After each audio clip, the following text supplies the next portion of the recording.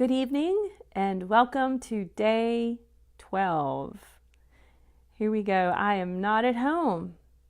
I am at my son's house because my day started with a call from him.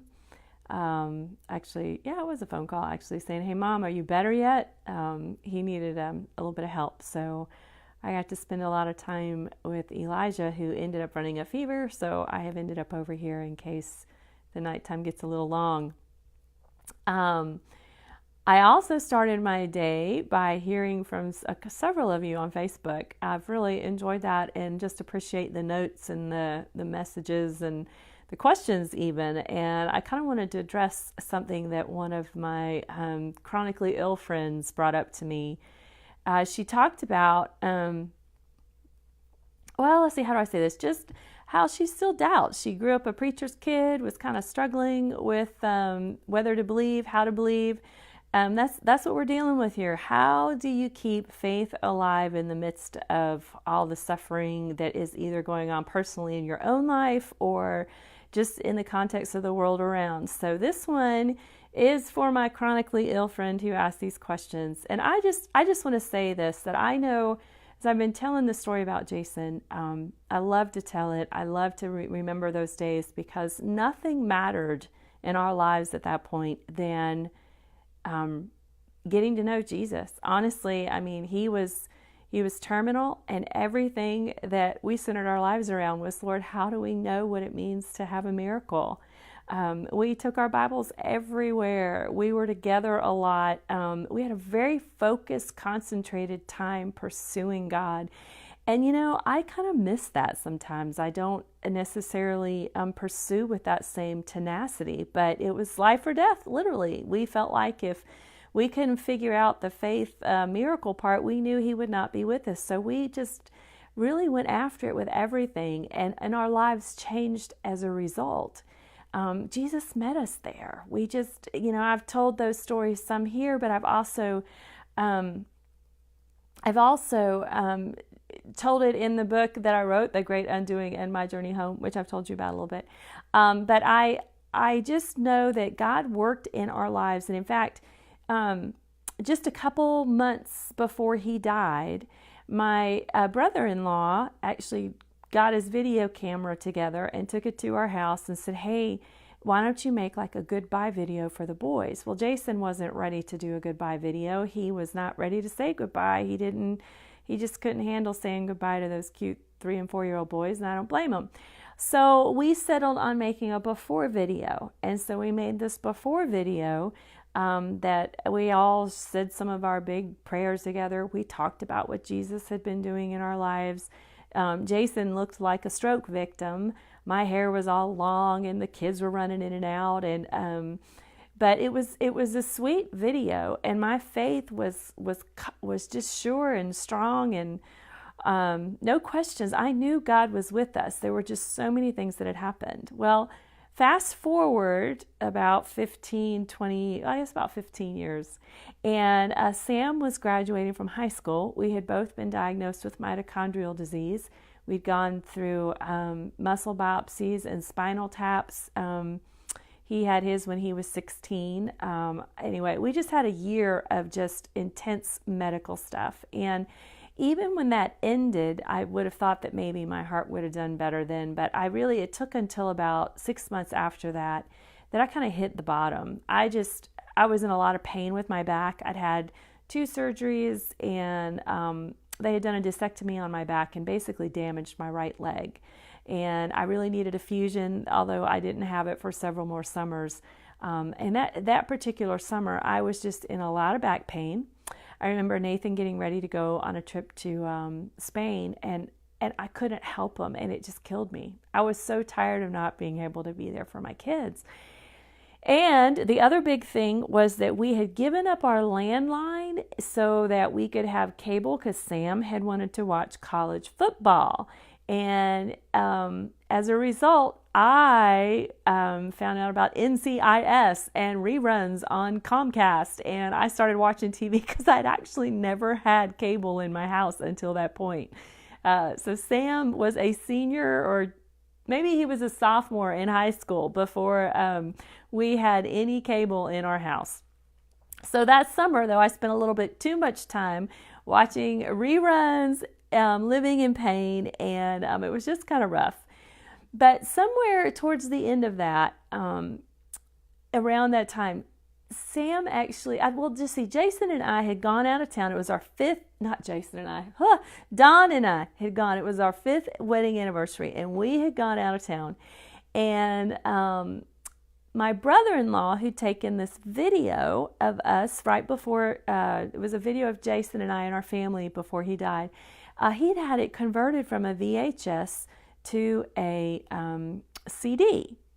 And so Sam got a hold of this before we knew about it, and and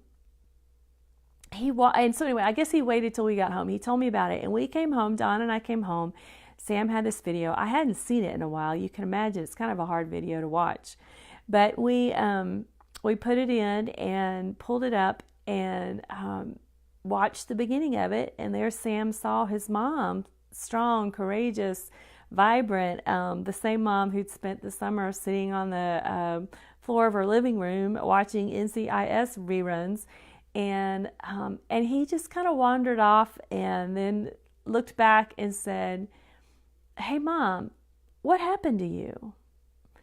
And that question just kind of stunned me. It's like I'd been called out. There was no denying that the person that I had been was not the person that I was. And I hated it because I wasn't, who I was very real. Who I had been when my husband was dying of a brain tumor was not fake. It was very, very real. And it made me so sad that I had allowed the worries of this life and the overwhelming things to snuff out my joy to the point that my son so drastically saw the difference. So I embarked at that time on a journey determined to find me again. And it took a while. It really did. But it was kind of as if I knew how much God's love wanted to sustain us through the very least and the very worst. And I knew that love was the same, even all these years later, when I just felt deeply rejected, when I was overwhelmed at not just me being sick, but finding out that my son had this.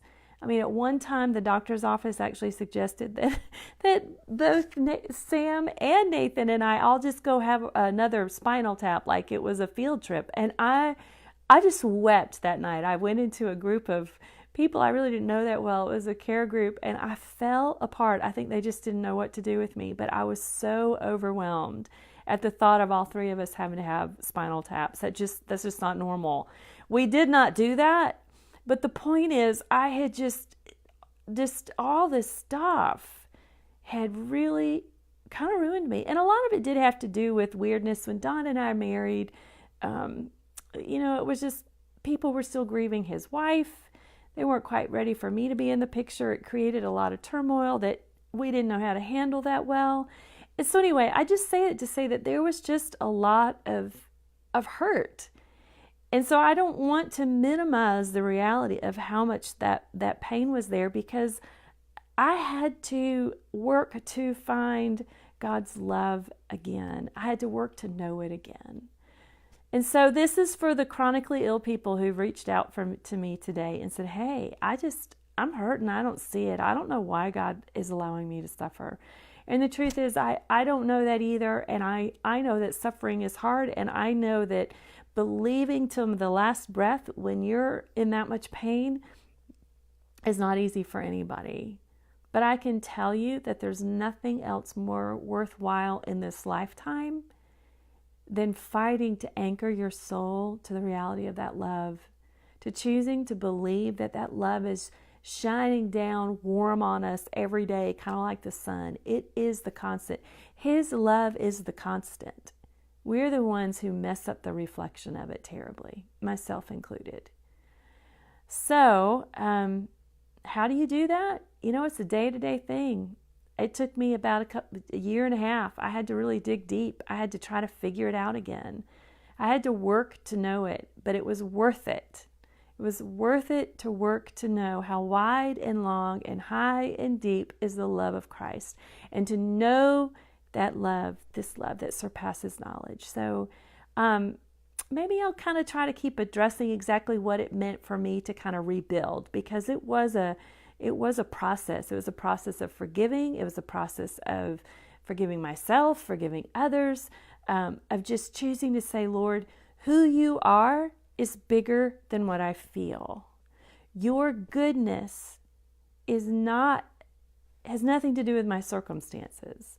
And by golly, in the end, this is all about looking to eternity. My walk as a Christian is not just about what I'm feeling here and now. It's about living with eternity in mind. And if I can live with the eternal goal, that there's something more out there, that this is after, that Christ died for ultimate reunion with us, that helps me navigate the messiness of all this with a perspective that always allows for hope, I guess. Maybe that's the way to say it. Making it up on the fly. It's not quite easy trying to figure all this out at the end of a long day. But that's all I have for now.